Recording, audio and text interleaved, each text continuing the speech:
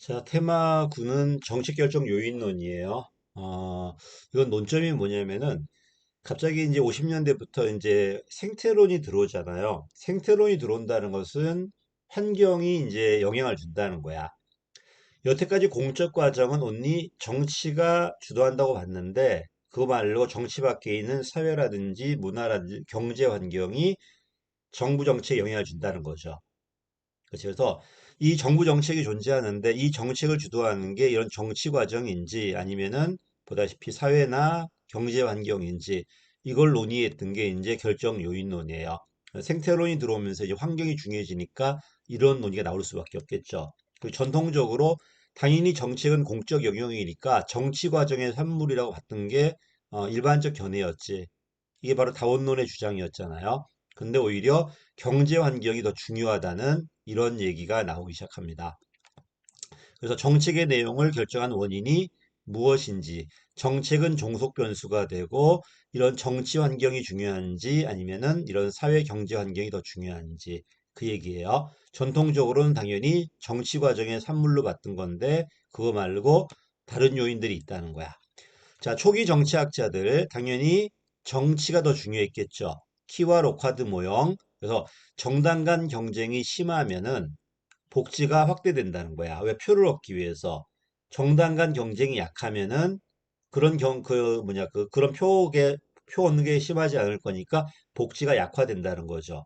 그래서 도시가 있고 농촌이 있다면은 도시가 더 다양하니까 경쟁이 더 심할 거예요. 그 결과 도시의 복지 정책이 많이 나오는 거고 농촌은 그런 게 별로 없다는 겁니다. 남부 지역 같은 데는. 근데 잘 생각해 봐요. 정말 정당 간 경쟁 때문에 그러는 거야? 아니면은 도시니까 예산이 많으니까 복지비가 많은 건가요? 그렇지 않나? 이런 주장이 밑에 경제학자들의 주장이에요. 그래서 정치학자들은 어쨌든 사회 경제 변수가 정치에 영향을 주고 이 정치에 따라 뭐가 달라진다? 정책이 달라진다는 이런 과정을 인정했어. 그치? 정치에 따라서 정책이 달라진다는 거예요.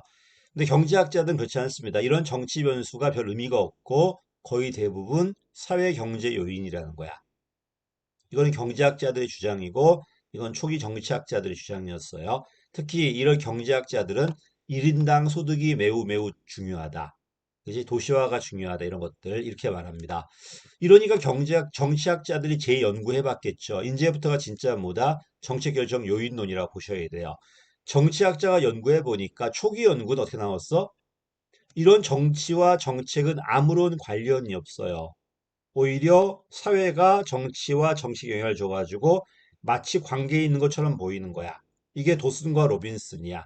도슨과 로빈슨은 정치와 정책은 가짜 관계, 아무 관계가 없다. 그렇지? 사회 경제 변수가 허위 변수라는 거는 이 정책의 모든 영향이 사회 경제 변수의 영향이란 소리예요. 그치? 그래서 이 사회 경제 변수의 요인을 지워버리면은 정치와 정책의 관계는 사라진다는 거야. 이게 정치학자들의 초기 연구야. 큰일 났죠? 이래버리면 오히려 정치가 아무런 의미가 없다는 거잖아. 후기 연구는 어떻게 되는 거야? 이제 그 너드와 매크론인데 정치와 정책도 분명히 영향이 있어요. 근데 사회 환경이 정치에도 영향을 주고 정책에 영향을 줘요. 그래 정치도 의미가 있지만 사회 환경도 의미가 있겠죠. 절충 이론인데 오히려 더 커져 버렸다. 왜? 사회 환경이 직접 정책에 영향을 주는 것도 있고 사회 경제 환경이 정치 과정을 통해서 간접적으로 영향을 주는 것도 있죠. 어쨌든 정치 과정도 영향이 있지만 어쨌든 간에 사회 경제 요인이 중요해졌죠. 자, 어쨌든 경제 자원 모형은 정치는 의미가 없고 온리 경제 효과라는 소리고 반면에 너드와 매크로의 혼란 절충 모형은 정치 변수도 의미가 있다. 의미가 있다. 그러나 사회 경제 변수도 의미가 더 큰 거죠. 왜? 얘가 직접 영향도 있고 정치를 통한 간접 영향도 있을 거니까요. 이런 얘기들이다. 이걸 비판하는 게 이제 문제점이에요. 측정을 하다 보니까 측정 가능한 지표를 많이 강조했겠죠. 이러다 보니까 계량하기 쉬운 건 경제 요인들이야. 그지? 정치 변수는요, 정당 간 경쟁 말고도 대단히 많아. 이념도 있고 되게 많은데, 그런 건 평가가, 증명이 잘 안 되니까 계량이 가능한 것만 주로 골랐어요. 그러니까 계량이 곤란한 질적 요인은 과소평가되었고 계량이 쉬운 경제 변수가 과대평가되었다는 겁니다. 됐죠? 그 다음에 정부는 돈이 아니어도 재정 정책이 아니어도 얼마든지 민간에 큰 영향을 줄 수 있는 정책이 있어. 그게 규제 정책이에요. 정부 정책의 70% 이상이 규제 정책이에요. 이런 규제 정책의 중요성을 간과했다는 거야. 돈과 관계 없어도 얼마든지 영향을 줄 수 있다는 겁니다. 됐지? 그 다음에 이 이론들은 총 금액을 강조해요. 이제 복지 전체 예산을. 이러니까 도시가 서울시가 예산이 훨씬 더 많겠죠. 저기 조그만 군보다는요. 그럼 서울시에 아마 복지비 금액이 훨씬 더 클 거예요. 그렇다고 서울시가 그 군보다 더 복지가 잘 됐다고 말할 수는 없겠죠. 그지? 한마디로 총 규모만 본 거야. 총 규모만. 그지? 상위 정책만 봤지, 총 규모만 봤지, 세부적인 내용을 안 봤다는 겁니다. 그래서 정책 수준의 상위성을 경시했다. 이런 비판도 받고요. 그 다음에 오히려 있잖아. 정치가 경제에 영향을 줘요. 그 나라가 민주주의니까 경제가 활성화되고 그 결과 정책에 영향을 줄 수도 있겠죠. 이런 걸 간과했다는 소리예요. 이런 거를 또 오히려 정부 정책이 커지니까 정부 정책이 오히려 사회나 경제 환경에 영향을 줘버려. 우리나라 같은 나라들, 그래서 우리는 오히려 사회로부터 영향을 받는 게 아니라 정부 정책에 의해서 사회라든지 경제가 영향을 받아버려요. 이런 정책의 독자성을 간과했죠. 그래서 그 다음에 누가 등장한다? 정책 결정 요인론이나 정책 유형론, 정책에 따라 정치 과정이나 이런 게 달라진다는 유형론이 등장하는 겁니다. 어쨌든 비판할 때 상위성을 정책 수준의 상위성 정시했다는 것은 전체 규모만 봤지, 총 규모 봤지 세부적인 지출 내용은 안 봤고요. 그다음에 어떻게 경제가 정책에 영향을 주는지 이런 인과 경로도 미약하고 오히려 정치가 경제에 영향을 주는 것도 간과했고 더 크게 정책에 따라서 경제가 막 달라지는 것도 간과했다는 겁니다. 이런 인과관계 경로가 상당히 미약하다는 겁니다. 이게 이제 문제점으로 들어와요. 자, 그래서 이제 다시 논점은 간단하다. 정책은 종속 변수다. 이게 제일 큰 논점이고요. 정치 과정뿐만 아니라 사회 경제 환경이 큰 영향을 준다는 거야.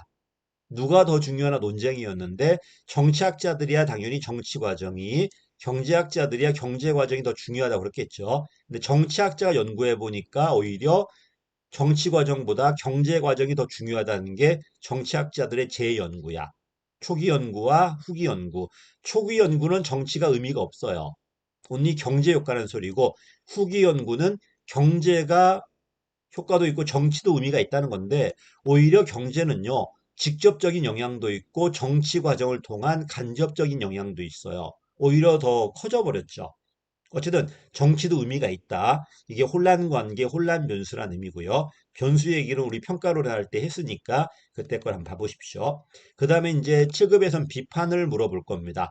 계량화 강조하다 보니까 계량화가 쉬운 경제는 과대평가, 계량화가 어려운 정치는 과소평가.